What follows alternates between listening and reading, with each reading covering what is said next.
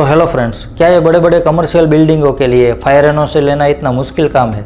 अगर नहीं है तो फिर ये बड़े बड़े मॉल्स और गेम जोन के मालिक ऐसी छोटी छोटी चीज़ों से क्यों दूर भागते हैं? क्या कोई बच्चों से खचाखच भरे गेम जोन में मेंटेनेंस का काम करके इन मासूम बच्चों की जान को कोई खतरे में डाल सकता है? आज ऐसे ही कुछ सवालों के जवाब ढूंढने की इस वीडियो में कोशिश करेंगे। TRP game zone, gaming zone, TRP game zone, TRP game zone, gaming zone, gaming zone, Rajkot TRP game zone, game zone, TRP game zone. बच्चों के समर वेकेशन का टाइम था। गुजरात के राजकोट शहर में कालावाड़ रोड पर स्थित टीआरपी गेम जोन बच्चों की छुट्टियों के कारण अपनी पीक पर था। ज़्यादा से ज़्यादा कस्टमर को अट्रैक्ट करने के लिए उस दिन टिकट काउंटर पर कई छोटी बड़ी स्कीमें रखी गई थी, जिसके कारण छोटे बड़ों से पूरा गेम जोन भरा पड़ा था। ये पूरा स्ट्रक्चर लोहे के सेट्स और फाइबर मटेरियल से तीनों फ्लोर को बनाया गया था, जो अपने आप में ही एक चारों तरफ से बंद जगह थी। 25 मई 2024 का दिन था। चश्मदीदों के अनुसार शाम के 4:30 बज रहे थे। गेम जोन में आने वाले सभी लोग अपनी गेम्स खेलने में लगे हुए थे। तभी अचानक तीसरे फ्लोर पर स्टाफ के 1-2 लोगों ने आकर बताया, नीचे आग लगी है, आप लोग यहाँ से निकलने की कोशिश कीजिए। तब कई लोगों ने इमरजेंसी एग्जिट का दरवाज़ा ढूंढने की कोशिश की, लेकिन ऐसा कोई दरवाज़ा था ही नहीं। तीसरे फ्लोर पर आने जाने का सिर्फ एक ही रास्ता था और दूसरे फ्लोर की आग तीसरे फ्लोर के दरवाजे तक पहुँच चुकी थी। आग स्पीड से आगे बढ़ती जा रही थी। तीसरा फ्लोर पूरा धुएं से भरता जा रहा था। अब पैनिक में आकर लोग इधर उधर भागने लगे थे। कई लोगों ने लोहे के सेट्स में से थोड़ी रोशनी आती हुई देखी तो वहां पर अपना पैर मारकर थोड़ी जगह बनाई और वहां से कूद गए और बच भी गए। मगर सभी लोग इतने लकी नहीं थे। तब तक आग पूरे तीसरे फ्लोर में फैल जाती है।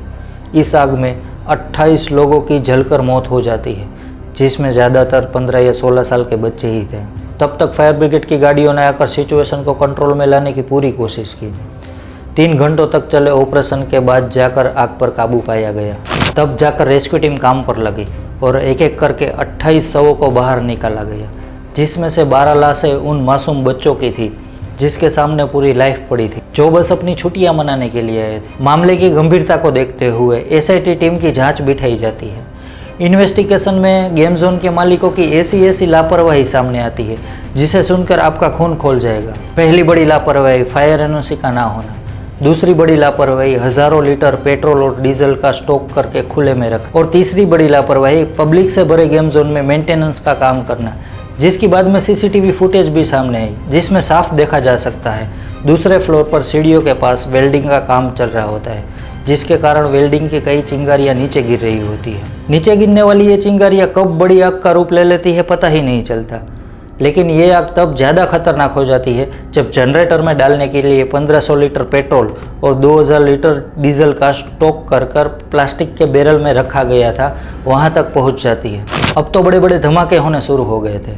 हालांकि बाद में एक सीसीटीवी फुटेज में गेम जोन का स्टाफ आग को काबू में लाने की कोशिश करता दिखाई दे रहा है, लेकिन अब आग आउट ऑफ कंट्रोल हो गई थी। ऐसे हादसों से बचकर निकलने के लिए गेम जोन के मालिकों ने ऐसे फॉर्म बनवा कर रखे थे, जिसमें लिखा हुआ था कि गेम जोन में चोट लगने या मौत हो जाने पर जिम्मेदारी खुद की रहेगी या पेरेंट्स की रहेगी। बाकायदा गेम जोन में आने वाले सभी लोगों के पास इस फॉर्म पर सिग्नेचर करवाए जाते थे। हालांकि इस अग्निकांड के सभी आरोपियों को न्यायिक हिरासत में भेज दिया गया है, लेकिन क्या ये एक लौता मामला था? 2019 में सूरत के तक्षशिला कॉम्प्लेक्स के कोचिंग सेंटर में लगी वो आग, जिसमें 26 बच्चों की जलकर मौत हो जाती है। आज भी वो तीसरे फ्लोर से कूदते हुए बच्चों की तस्वीरें एक सिहरन पैदा करती है। इस कोचिंग सेंटर में भी आने जाने का सिर्फ एक ही रास्ता था, लकड़ी की सीढ़ियाँ जो ऑलरेडी जल चुकी थी। और यहाँ पर भी वही लापरवाही सामने आई, फायर एनओसी का ना होना। इससे 1 साल पहले 2018 में इसी सूरत के वेसू एरिया में स्थित एक कोचिंग सेंटर में आग लगी थी, जिसमें एक स्टूडेंट और एक टीचर की जलने से मौत हो गई थी। सभी जगहों पर बार बार एक ही लापरवाही सामने आई, फायर एनओसी का ना होना।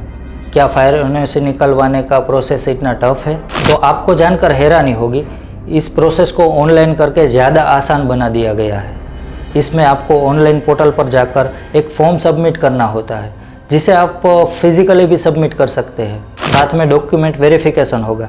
अगर सभी डॉक्यूमेंट सही है तो फायर डिपार्टमेंट के अधिकारी विजिट करेंगे और फायर एनओसी मिल जाएगी। यहाँ पे फायर डिपार्टमेंट ने अपनी जिम्मेदारी सही से निभाई है, लेकिन क्या ये बड़े बड़े कमर्शियल बिल्डिंगों के मालिकों को अपनी जिम्मेदारी समझ में नहीं आती है? एक दिन के लिए 500 का टिकट 99 रुपये में रखने से क्या ये लोग अपनी जिम्मेदारी से पलड़ा झाड़ सकते हैं? यहाँ पे हमें अवेयर रहना पड़ेगा ताकि ऐसे ही किसी फॉर्म पर हमसे कोई सिग्नेचर ना करवा सके। ये हमें मेक श्योर करना पड़ेगा ऐसी जगहों पर जाते वक्त कि यहाँ पे इमरजेंसी एग्जिट की सुविधा है या नहीं है। जब तक ऐसी घटनाओं को हम हादसा मानकर भूलते रहेंगे तब तक ये सब होता रहेगा। कोई दूसरा समझे या ना समझे, हमें हमारी जिम्मेदारी समझनी ही पड़ेगी। बाकी वीडियो अच्छा लगा हो तो आगे शेयर कीजिए, अवेयरनेस फैलाइए, एक दिन बदलाव ज़रूर आएगा। बाकी चैनल अभी तक सब्सक्राइब नहीं किया है तो चैनल को सब्सक्राइब कर लीजिए। इस चैनल पर ऐसी इन्फॉर्मेटिव वीडियो आती ही रहेगी। तो मिलते हैं किसी नए वीडियो में, तब तक अपना ध्यान रखिए। Thank you for watching. जय हिंद।